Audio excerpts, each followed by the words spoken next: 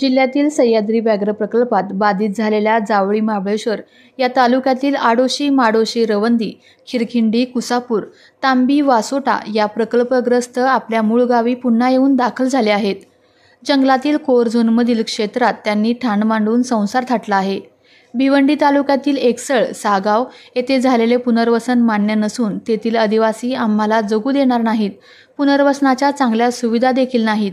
त्यामुळे आम्ही आता येथेच राहणार व इथेच मरणार अशी भूमिका घेत प्रकल्पग्रस्तांनी आडोशीतील मूळगावच्या जंगलातच चुली पेटवल्या असून रात्र जागवली आहे. सह्याद्री व्याघ्र प्रकल्पाच्या जावळी महाबळेश्वर तालुक्यातील आडोशी, माडोशी, रवंदी, खिरखिंडी, कुसापूर, तांबी, वासोटा या प्रकल्पग्रस्तांचे एकसळ, सागव, तालुका भिवंडी, जिल्हा ठाणे या ठिकाणी 2015 साली पुनर्वसन करण्यात आले. एकूण 120 प्रकल्पग्रस्त खातेदारांकरिता त्या ठिकाणी केंद्र शासनाकडून 242 हेक्टर जागा देण्यात आली होती. मात्र पहिल्या टप्प्यामध्ये सह्याद्री व्याघ्र प्रकल्पाच्या गाभा क्षेत्रात वास्तव्यास करणाऱ्या एकूण 70 कुटुंबाचे पुनर्वसन त्या ठिकाणी करण्याचे व्याघ्र प्रकल्पाच्या अधिकाऱ्यांनी ठरवले. त्यापैकी खिरखिंडी येथील 6 कुटुंबे वगळता त्या ठिकाणी बाकीचे प्रकल्पग्रस्त वास्तव्यास गेले. मात्र गावातील असलेल्या आदिवासी लोकांचा त्रास, मारहाण या लोकांनी गेल्या 10 वर्षापासून त्या ठिकाणी होत आहे. या त्रासाला कंटाळून तेथील पुनर्वसनासाठी दिल्या जाणारे रस्ते, पाणी, वीज यांसह अन्य सुविधांचा अभाव असल्यामुळे प्रकल्पग्रस्तांनी आपल्या मूळ गावी परतण्याचा निश्चय केला. शुक्रवारी सकाळी 10:30 वाजता एकसळ, सागव, जिल्हा ठाणे येथून सुमारे 22 प्रकल्पग्रस्त मिनी ट्रॅव्हल्सने महाबळेश्वरामध्ये आले. तेथून कुरोशी पुलावरून वाघवळे, उचाट, अकल्पे येथे पोचले. त्यानंतर अकल्पेतून पायी चालत दुपारी 12च्या सुमारास आडोशी हे मूळ गाव त्यांनी गाठले. तेथील पडक्या उद्ध्वस्त झालेल्या शाळेच्या इमारती समोर संसार मांडून तेथे ठाण ठोकले. त्यानंतर प्रकल्पग्रस्तांनी मूळ गावी येण्याची भूमिका स्पष्ट करून आता आम्ही येथेच राहणार आणि इथेच मरणार असा आक्रमक पवित्रा घेतला. यावेळी सह्याद्री व्याघ्र प्रकल्पाचे वनपारी क्षेत्र अधिकारी अक्षय करमळकर तसेच बामनोरी परिक्षेत्र अधिकारी विजय भाटे, मिठा पोलीस ठाण्याचे सहाय्यक पोलीस निरीक्षक सुधीर पाटील यांनी घटनास्थळी जाऊन प्रकल्पग्रस्तांशी चर्चा केली. परंतु प्रकल्पग्रस्त मागण्यांशी ठाम राहत भूमिकेत बदल न करता त्यांनी त्याच ठिकाणी चुली पेटवून संसार थाटला. शुक्रवारची संपूर्ण रात्र आडोशीतील जंगलातच त्यांनी जागवली. सह्याद्री व्याघ्र प्रकल्पाच्या अधिकाऱ्यांनी प्रकल्पग्रस्तांच्या जंगलातील मूळ गावी येऊ नये म्हणून सर्व प्रकारची यंत्रणा कार्यान्वित केली होती. ड्रोनच्या साह्याने प्रकल्पग्रस्तांवर नजर ठेवली होती. तर बफर क्षेत्रातील बोटी कोर क्षेत्रात येऊन दिल्या नाहीत. त्यामुळे व्याघ्र प्रकल्पग्रस्त हे कोर क्षेत्रात बोटीने न जाता सुमारे 10 ते 15 किलोमीटर अंतर चालत पायी मार्गाने आपल्या मूळ गावी पोचले. ज्यावेळी सर्व प्रकल्पग्रस्त आडोशी येथील त्यांच्या मूळ गावातील शाळेसमोर पोहोचले त्यावेळी त्यांनी जुन्या पडक्या शाळेमध्ये आसरा घेण्याचे ठरवले. मात्र या शाळेतील खोलीमध्ये मेलेल्या म्हशींचे सांगाडे आढळून आले. दुर्गंधही पसरली होती. या म्हशी प्रकल्पग्रस्तांच्या असल्याचे बोलले जात होते. तर मेलेल्या म्हशींचे सांगाडे पाहून वृद्ध प्रकल्पग्रस्तांना अश्रू अनावर झाले.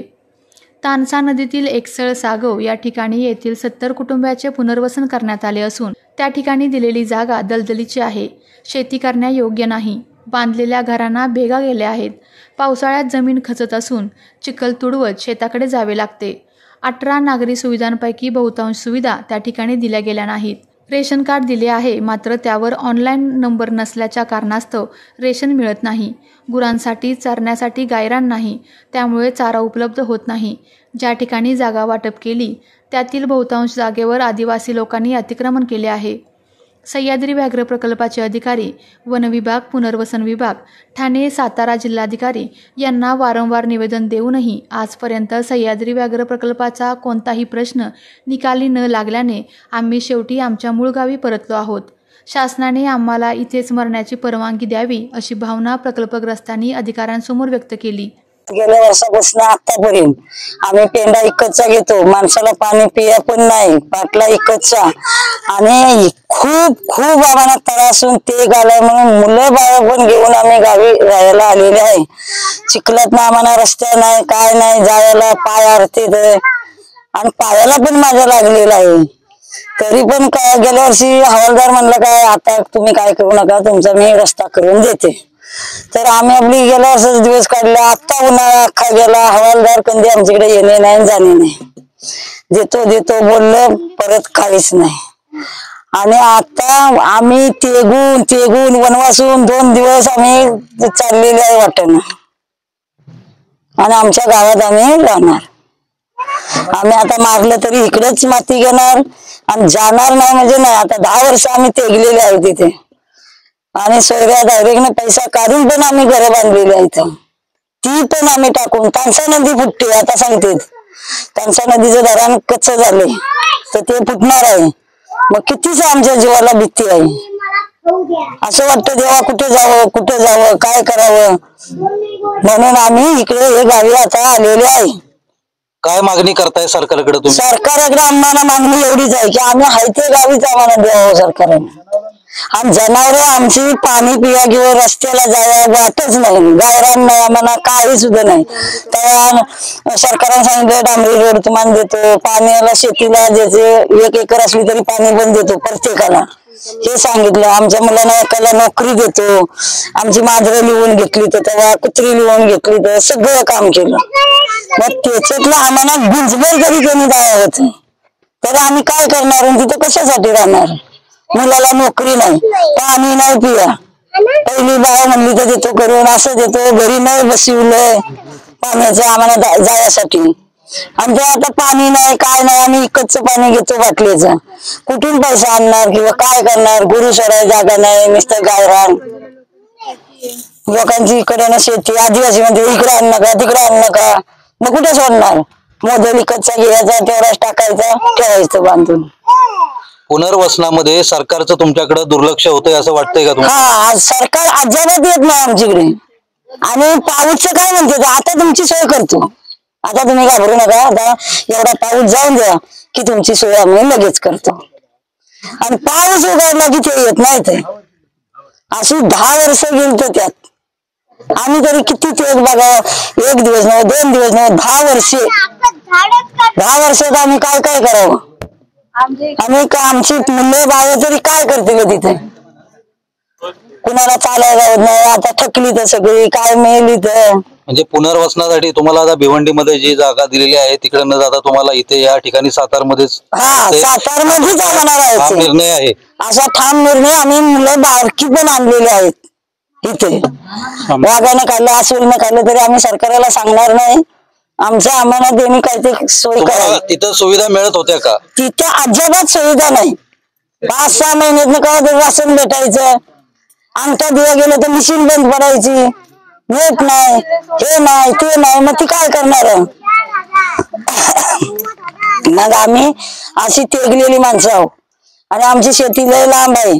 तिकडे रस्ता नाही काय नाही. नुसत्या चिखलात नाही जाय. पाऊस पडला की तिथे पाणी झालं घरघरीत.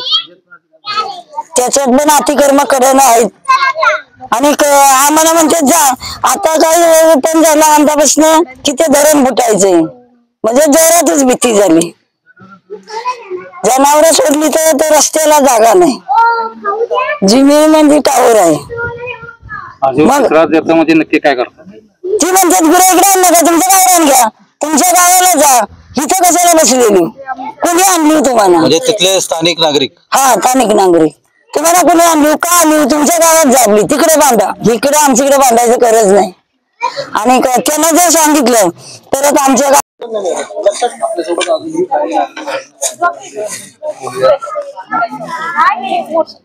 बाबा काय सांगाल. काय भिवंडीमध्ये जागा मिळाली आता तुम्हाला तिकडे जायचं नाहीये. नाही जायचंच नाही.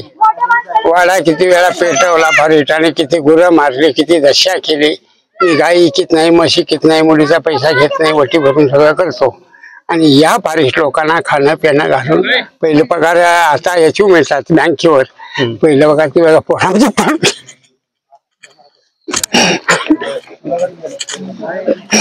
माझ्या गाई म्हशी ह्या फारिस्टाने मारल्या. आणि मला राहा म्हणले, खाल्लं पेलं.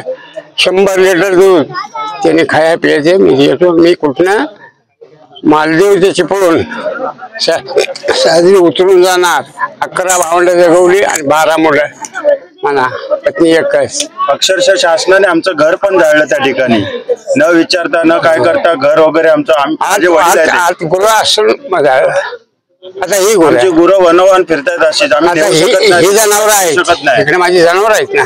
माझी इकडे लेकीच्या गावाला जनावर आणली, मगर मॅडम होती तिनं बिचारीनं काढून दिली आणि इकडे आणल्यानंतर इकडे आमचे हाल नाही झाले. आम्ही नेत नसल्यामुळे इथे आतमध्ये पण गुरं मेलेली आहेत आमची. आहेत आता सध्या आहेत लाईव्ह मध्ये, तिथे त्यांचं सांगाड्याचे पडलंय ना, ते आहे तिथे. त्या लोकांनी 2-2 पुनर्वसन बघितले. चारायला काय नाही तिकडे, कशी नेणार इकडून आम्ही? ते इकडेच मेलेले काय वाईट आहे त्यांचं जीवन ते जगतात, आम्हालाच तिकडे जगायला काय नाही, तर आम्ही इकडे येऊन कसं तिकडे जाऊन त्यांना नेऊन आम्ही काय करणार देणार त्यांना? आम्हालाच खायचे प्रॉब्लेम आहे, तिकडे जायला यायला साधन नाही, काय 1 नाही. एकर जमीन दिली, 1 एकर जमीन दिली, मुलगा 7 मी 8 खाते तर काय करणार? माझंच खाता फक्त आहे. एका मुलाचं नाव मुलांचीच भांडणं झाली, मग आपला इकडे निघून आलो. मग हे काय शासन? बरं, आज शासनाकडे मुद्दा नाही आहे, हा मुद्दा कुणाकडे आहे? फॉरेस्टवाल्याकडे. आणि बेन साहेब जेव्हा तिथे गावले तर म्हणला मालदेवचा वाघ इकडे कुठे, ते ठेवी दिली म्हणजे पगार तुम्हाला घेता येणार नाही. आपल्या तालुक्यातील जिल्ह्यातील बातम्या सर्वप्रथम पाहण्यासाठी आजच सातारा न्यूजला YouTube चॅनलवर सबस्क्राईब करा, लाईक करा, शेअर करा आणि बेल आयकॉन प्रेस करायला विसरू नका.